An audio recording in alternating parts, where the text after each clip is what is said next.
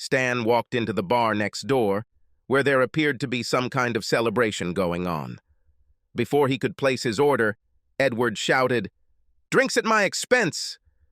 A loud roar of excitement rang out throughout the bar, delaying the time it took for Stan to get his drink. After a while, he approached Edward. "Thanks for the drink, buddy. Do you mind if I ask what the occasion is?" "No problem, buddy. Me and Emma.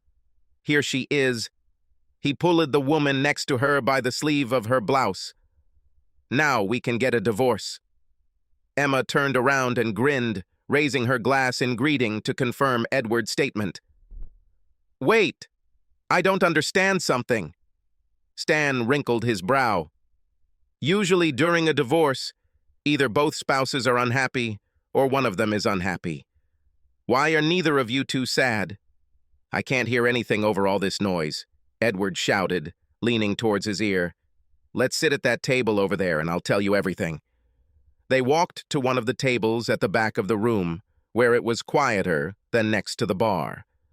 The celebrating man introduced himself as Edward, and the stranger said he was Stan. Both shook hands and sat down at the table, placing their glasses on it, after which Edward spoke. "In short, Stan, here's the thing. My grandfather was a rich man. Unfortunately, he was also a very domineering and grumpy old man. Before his death, my grandfather left me a substantial inheritance, formalized in a trust, setting several conditions. 1. I had to get married before I turned 25. My grandfather believed that marriage would help me grow up. 2. The marriage itself must have lasted at least 5 years. Do you understand now?" The interlocutor winked at Stan.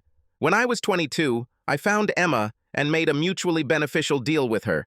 If she marries me and stays married to me for 5 years, I give her $500,000. "Wow!" Stan clicked his tongue. "Great money. So, did you really get married?" "Well, yes, damn it, we got married, bought a house, and lived together for 5 long years. Well, now we are free like the wind." "Understand. Listen, during these 5 years, did love arise between you, or was it just sex?"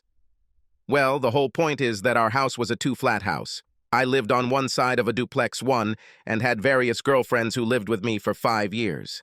Emma had another side where she mostly lived with her boyfriend. There were a couple of times when we were both alone, and then we had sex just like that. In fact, she's not that bad in bed."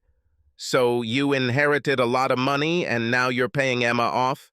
Stan asked, taking a sip of beer and looking at his counterpart over the rim of the glass. "That's right, buddy." Edward smiled broadly, spreading his arms to the sides. "I don't understand how this is possible." Stan raised his eyebrow, putting his glass on the table. "What is this?" "What do you mean?" "Well, as far as I know, most of these trusts have a fraud clause." "Fraud clause?" Ed drawled. "Well, yes, something like that. If the recipient of the trust entered into a fictitious marriage in order to get his share, then the agreement becomes invalid." "Seriously?" I don't think there's such a clause in my trust." Edward frowned, somewhat deflated, his eyes darting uncertainty from side to side. "Are you sure about this?" "No. And even if there is, no one knows that we did it, except maybe her boyfriend." "What about me?" "You have nothing to do with this matter. Why would you even say anything?" "What if I'm one of your grandfather's lawyers for the disposal of the inheritance?" Stan suggested innocently. "Oh, shit. Look, I was just kidding about Emma and me. We married for love and were real husband and wife for all 5 years. I swear." The fake husband of 5 years raised his hand as if taking an oath on the Bible. "Please don't add lies to your crimes." Stan chuckled. His interlocutor on the other side of the table was clearly nervous. Cough. "Is there anything I can do to make you forget what I told you?" The heir coaxed ingratiatingly. "Just in time. I was just about to get to this.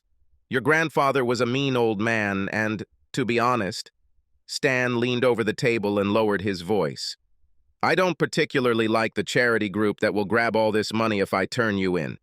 How about you give me half?" "Half. Nah, dude, it won't work that way. Damn it. I put up with that bitch and counted every day of the sham marriage for 5 long years. I deserve this money right down to the last cent. Edward's face turned purple with indignation at the mere thought that the money that had not yet been received had already begun to float out of his hands. Oh, okay then, look for yourself, either half or a donut hole. With these words, Stan stretched, cracked his shoulders, and stood up to leave. Wait a minute. Hey, wait a minute. Well, okay, how about 40% for you? That's great. Stan grinned. I don't like to chat in vain and bargain for a long time.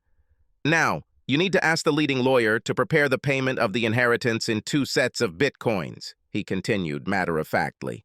One for 60% of the total amount and the other for 40. You give me, without looking, the code to access 40% of the bitcoins, and we part amicably like ships at sea.